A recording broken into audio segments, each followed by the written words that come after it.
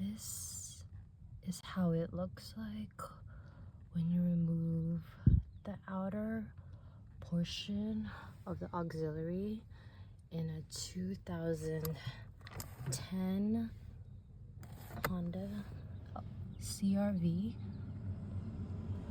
Okay, let's go ahead and remove this.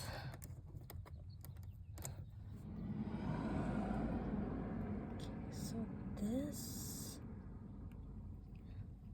is how it looks like.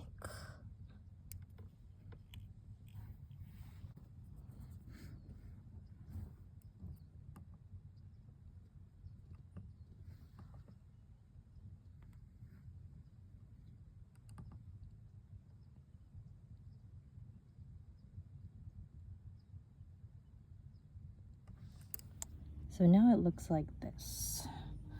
And then go ahead and connect here, and that is it.